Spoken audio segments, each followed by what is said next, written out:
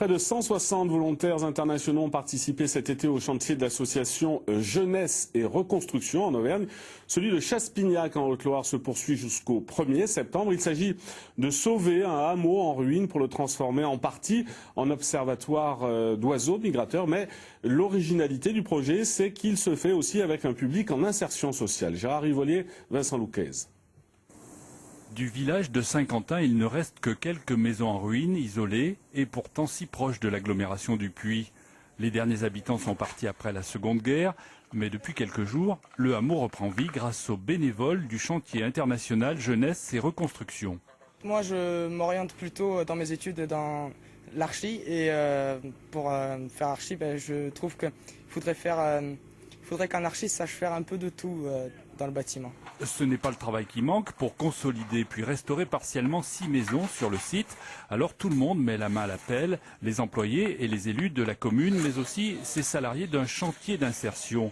Ils sont chargés des tâches de maçonnerie les plus techniques, aux côtés des jeunes volontaires. Malgré le barrage de la langue, cette mixité apporte un intérêt de plus au séjour.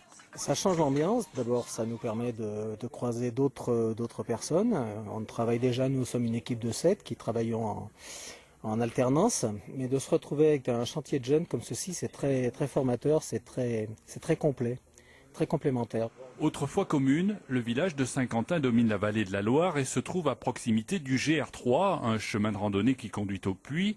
L'idée de la municipalité et de l'association locale qui porte le projet est d'en faire un site touristique sans le dénaturer. On ferait un refuge LPO avec les différents rapaces qu'on peut trouver sur la vallée. Et après un observatoire aussi de la géologie locale avec la création du Horst de Chaspignac et l'affaissement de la vallée de la Loire.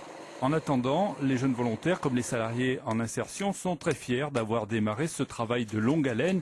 Il faudra sans doute près de 5 ans pour redonner vie à ce hameau quasi disparu.